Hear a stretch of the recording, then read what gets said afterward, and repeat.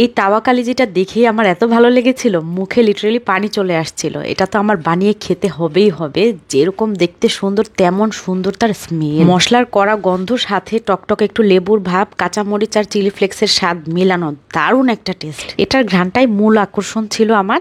আর এটা একটা street food, আমি বাইরের মাংস জাতীয় খাবার খুব একটা খাই না, চেষ্টা করি বাসায় বানিয়ে খেতে। আর এটা এত মজা হয়ে গেছে, ঘ্রাণের চোটে দেখেন পাতিল থেকে তুলে তুলে খাচ্ছে। আজকের ভিডিওটা অবশ্যই সম্পূর্ণ দেখবেন আর শেয়ার করে রেখে দিবেন, এটা কিন্তু খুবই কাজে আসবে। আমি এখানে 500 গ্রামের মতো কলিজা, ফ্যাপসা, গুর্দা সবকিছু মিক্স করাই আছে, ওগুলো ছোট ছোট টুকরা করে কেটে নিয়েছি। তারপর পরিষ্কার করে ধুয়ে এখন হাফ কাপের মতো ভিনেগার দিয়ে মেখে রেখে দিচ্ছি 10 মিনিটের জন্য।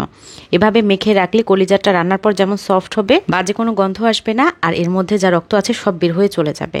10 মিনিট পরে এগুলোকে খুব ভালোভাবে পানি পাল্টে পাল্টে একদম পরিষ্কার করে ধুয়ে নিয়ে পানি ঝরানোর জন্য একটা স্ট্রেনারে রেখে দিলাম। আর এইদিকে চুলায় তেল গরম করে নিয়েছি 2 টেবিল চামচের মতো, আর তার মধ্যে দিয়ে দিয়েছি 1 চা চামচের মতো ঘি। তেল আর ঘি গরম হয়ে গেলে এর মধ্যে পানি ঝরানো কলিজাগুলো সব দিয়ে দিলাম।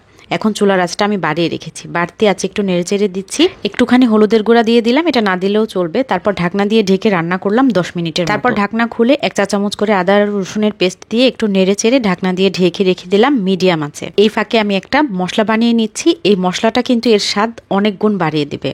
তো শুকনা মরিচ নিয়ে নিলাম, প্রথমে শুকনা মরিচটা একটু ভেজে পাশে আমি নিয়ে নিলাম 1.5 চা চামচ করে ধনিয়া আর জিরার গুঁড়া, সাথে নিলাম একটুখানি জয়ফল আর ছোট 1 পাতা জয়ত্রী, 2টা লবঙ্গ, ছোট 2 টুকরা দারচিনি আর 3টা সবুজ এলাচ। এগুলোকে এখন আমি নেড়ে চেড়ে একটু রোস্ট করে নিচ্ছি চিটচিট শব্দ আসা পর্যন্ত। আর যখন সুন্দর স্মেল বের হয়ে এসেছে তখন আমি চুলা থেকে নামিয়ে ফেললাম। চিলি ফ্লেক্স করব, মরিচগুলো একদম গুঁড়া করে ফেলবো না, এই জন্য মরিচগুলোকে আলাদা ক্র্যাশ করে নিলাম। আর বাকি মশলাগুলোকে যথাসম্ভব একটু মিহি গুঁড়া করে নিচ্ছি, সাথে দিচ্ছি 1 চা চামচের মতো কালো গোলমরিচ। মশলাটা রেডি, আর এই মশলাটার ঘ্রাণই এত সুন্দর হয়েছে, বোঝা যাচ্ছে যে রান্নাটা মজা হবে। তো কলিজা থেকে যেটুকু পানি উঠে এসেছিল সেই পানিটা কিন্তু এখন শুকিয়ে গিয়ে তেল বের হয়ে এসেছে। কলিজার এক পাশে একটু পোড়া পোড়া ভাব হয়েছে, তখন নেড়ে চেড়ে এর মধ্যে 2 চা চামচ টক দই দিয়ে দিলাম। দই না থাকলে গুঁড়া দুধ ঘন করে গুলে লেবু মিক্স করে এখানে ব্যবহার করা যাবে। এখন কিন্তু কলিজাটা একদম রান্না হয়ে গেছে। রান্নার একদম শেষ পর্যায়ে যে মশলাটা আর চিলি ফ্লেক্সটা বানিয়েছিলাম ওইগুলো দিয়ে দিলাম, সাথে দিয়ে দিলাম স্বাদ মতো লবণ। লবণটা প্রথম পর্যায়ে দিলে কলিজাটা একটু টাইট হয়ে যায়, এই জন্য শেষ পর্যায়ে দিয়েছি, এতে করে কলিজাটা রান্নার পরে সফট হয়ে যাবে, রাবারি হবে না। একদম লাস্টে কলিজাটা নামানোর আগে আমি কিছু কাঁচামরিচ ফালি দিয়ে দিলাম। এখানে কাঁচামরিচ কুচি একটু বেশি করে দিতে পারলে বেশি মজা লাগবে। যারা ঝাল খেতে পছন্দ করেন তারা চিলি ফ্লেক্স আর কাঁচামরিচ দুইটাই অনেক বাড়িয়ে দিবেন, দুর্দান্ত হবে। মশলাটা অ্যাড করার পর থেকে কি যে দারুণ ঘ্রাণ বের হচ্ছে, এটা এখনই খেতে হবে, এখন না খেলে চলবে না। আমি এদিকে বাটিতে তুলে নিয়েছি আর ঘরের লোক দেখেন পাতিল থেকে তুলে খেয়ে ফেলছে। রান্নাটা আমাদের কাছে ভীষণই ভালো লেগেছে, এটা দেখে মনে হচ্ছে অনেক লোভনীয়। একটু টেস্ট করি, এটা ভাত, রুটি, পরোটা সবকিছুর সাথেই খাওয়া যাবে।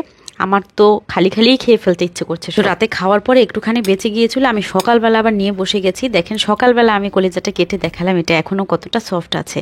একটু লেবুর রস আর বেশি করে কাঁচামরিচ দিয়ে খেতে যে কি ভালো লাগছে। সবচেয়ে বড় কথা, রান্নাটা অনেক সহজ এবং রান্না করতে সময় খুবই কম লেগেছে। আজকে আমি খেতে খেতে চলে যাচ্ছি, দেখা হবে ইনশাল্লাহ পরের ভিডিওতে। ভালো থাকবেন সবাই, আসসালামু আলাইকুম।